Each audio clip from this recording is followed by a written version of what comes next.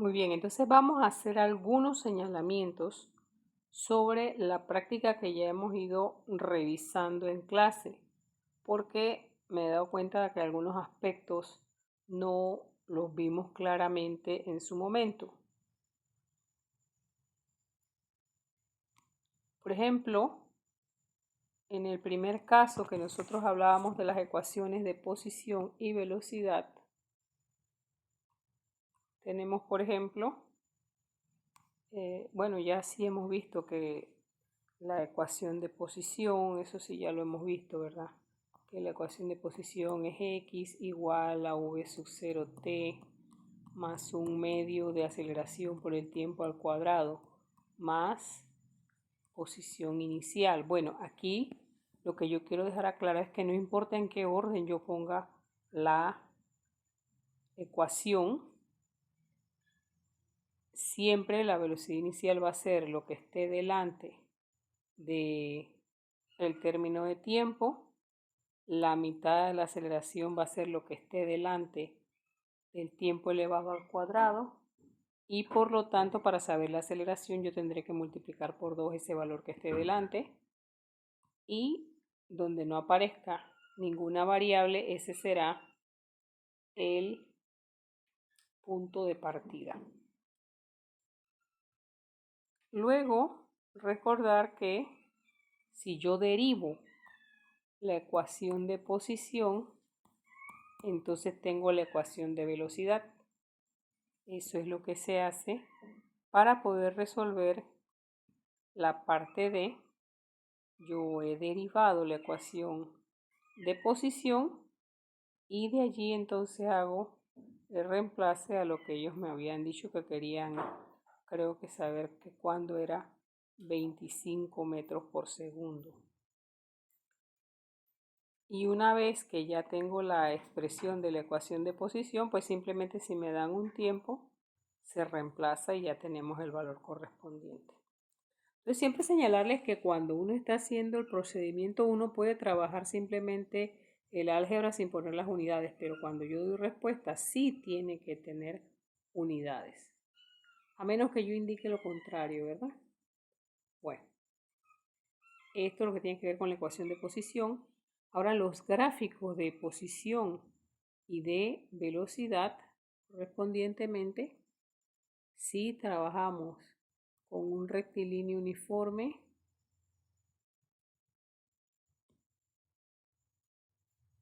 serán líneas rectas para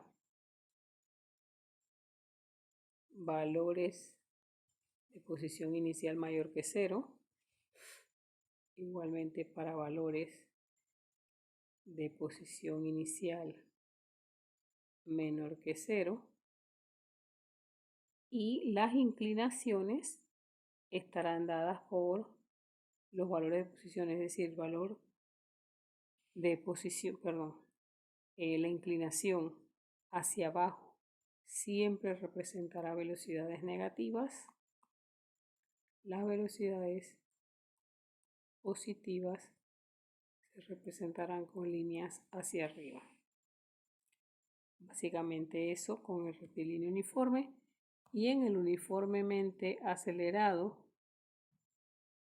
como era el caso de esta ecuación, porque si tenía una aceleración, simplemente lo vamos a hacer muy genérico. Vamos a partir del punto señalado aquí y si esto aquí es positivo, abriremos la concavidad. En este caso aquí tendríamos que escribir el 25 en el punto de partida y abrir la concavidad de esta manera. Si esto fuese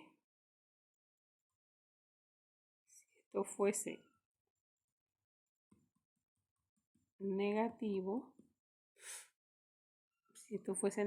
entonces la concavidad sería así. Todo hablando en el semieje positivo, ¿verdad? Que son los casos que hemos estudiado. Bueno.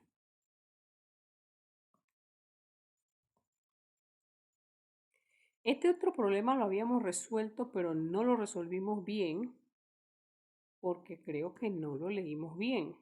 Es decir, estábamos como, no sé, pienso que estábamos o estresados o apurados. La verdad que no lo sé, porque nosotros hicimos el cálculo cuando los eventos eran simultáneos, pero estos eventos no eran simultáneos.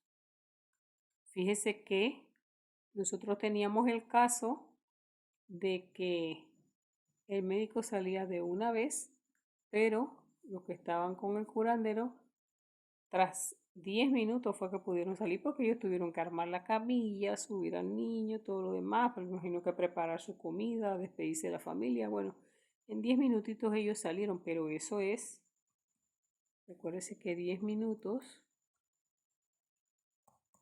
por 60 segundos cada minuto, estamos hablando de 600 segundos, así es que yo planteo la ecuación de posición del médico, pues queda igual porque él salió de una vez, pero cuando despejamos la del curandero, nosotros tenemos que viaja en sentido contrario al médico, por eso el signo negativo de su velocidad, pero el tiempo, como sale 10 minutos después, es t menos 600. Y luego se pone la distancia 4 por 10 a la 3 metros. Así que cuando nosotros hacemos la igualación,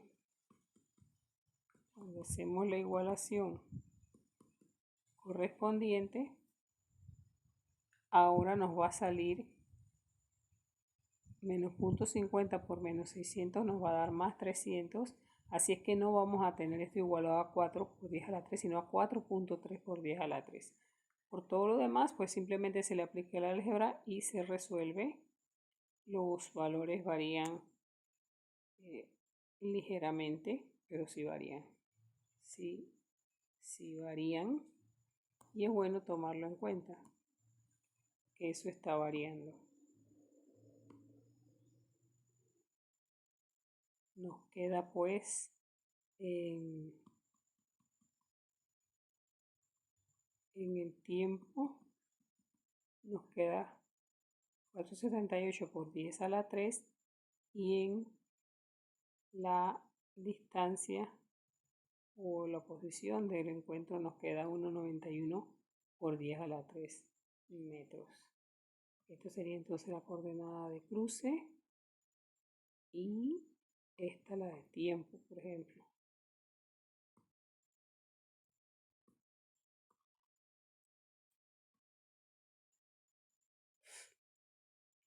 Lo que vamos a examinar de la caída libre o del tiro vertical es simplemente plantear bien la ecuación de movimiento.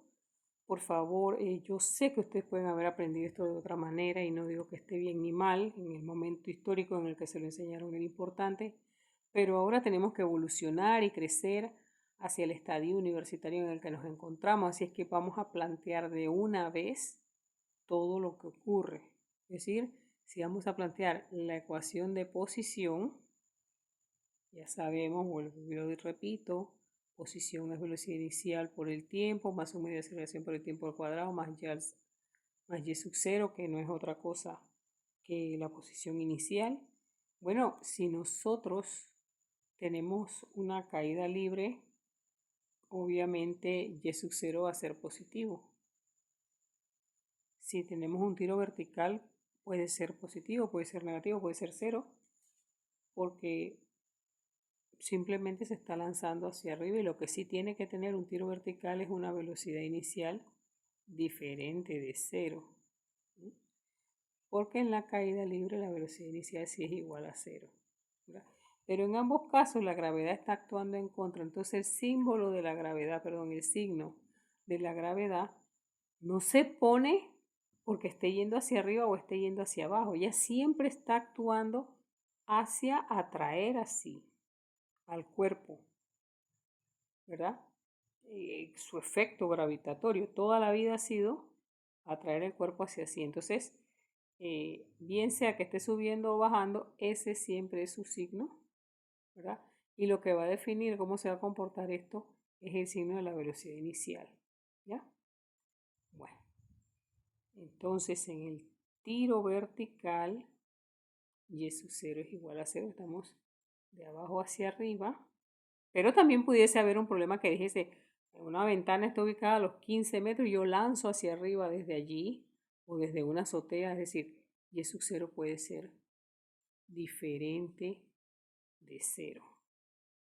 Bueno, en este caso nos pedían conocer dónde se encuentra, cuándo se encuentra a los 8 metros, y si nosotros hacemos un lanzamiento vertical hacia arriba, obviamente volverá a bajar. Esto, si lo pusiéramos en el tiempo, se vería también como una parábola, pero no es que se esté moviendo en parábola, ¿sí? Sino que acuérdese que yo tengo que ver esto como un relojito aquí y esto acá como una reglita. Así es que en dos ocasiones pasa por la misma posición, ¿no? Una posición y la otra posición. Y eso lo vamos a encontrar simplemente igualando la ecuación de posición que hemos planteado, que siempre es la primera que uno intenta plantear, la estamos igualando a 8.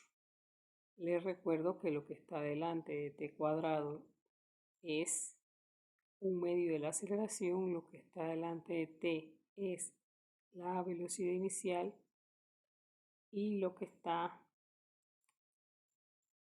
en este término libre es la posición inicial. Lo estoy marcando aquí, pero realmente debo marcarlo, realmente debo marcarlo en el instante mismo que yo planteo la ecuación, porque ya acá cuando estoy despejando pues puedo haberle cambiado los signos y eso está feo. Así es que es aquí, de aquí es que este es velocidad inicial, este es un medio de aceleración y este era entonces la posición inicial. Así que yo igualo esto 8. De ahí despejo, uso la fórmula cuadrática, menos b más o menos raíz de b cuadrado menos 4ac entre 2a. Y sí que me salen dos raíces.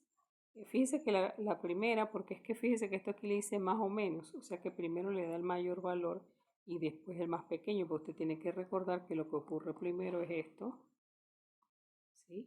Y lo que ocurre después es esto. Es que el tiempo siempre avanza, ¿verdad? Bueno.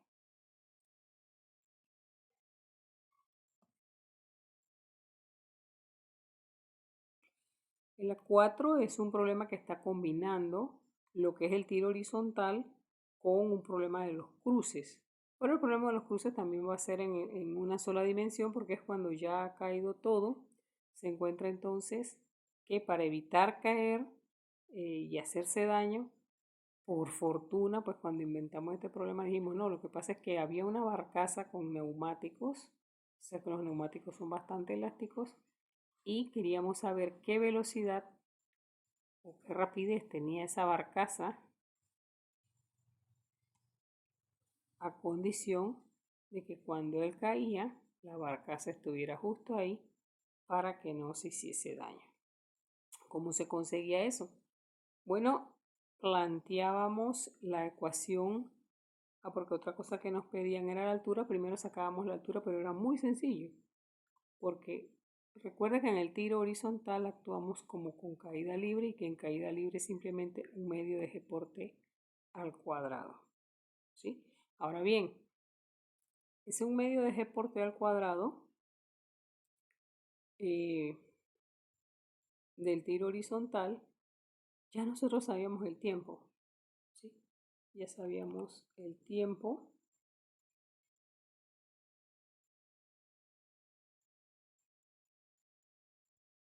Decían que el tiempo era 6,50, así es que cuando multiplicábamos,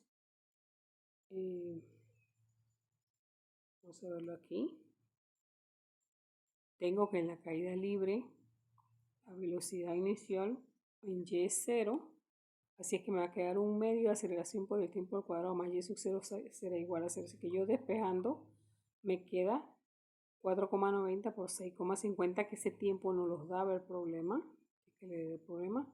Así es que esa altura inicial pues ya está 31,8. Eso se despeja. Lo otro pues que sí es un poquito más interesante es que yo voy a hacer el planteamiento de la velocidad horizontal, que es X, la posición va a ser igual a V1 por T, pero V1 eran los 135, obviamente que transformados a metros por segundo, porque ya estaba en kilómetros por hora, eso da menos 37,5. El otro, el otro, que es la barcaza, pues le vamos a poner un signo negativo delante de la rapidez, porque sabemos que va a la izquierda, así que eso puede indicar que va en el signo contrario. Y estos 300 de que el problema nos decía que en el punto de salida estaban separados 300 metros en la horizontal. Así son las cosas, como ya aquí sí se sabe el tiempo, no se despeja el tiempo, sino que se despeja esa velocidad. La rapidez, porque ya nosotros le pusimos el signo de velocidad. Y finalmente este que vemos, el 5, lo que quería yo demostrarles en este problema es que recuerden siempre que si salen raíces negativas aquí en el discriminante es el subradical, es decir, la cantidad que va aquí. Si ese discriminante es negativo, esto no ocurre jamás. Así es que alguien me dijo por ahí, profesora, pero qué problema tan cruel. Digo, sí, claro. Eso pasó alguna vez sin querer queriendo, no fue que nadie golpeó con la bola eso de maldad.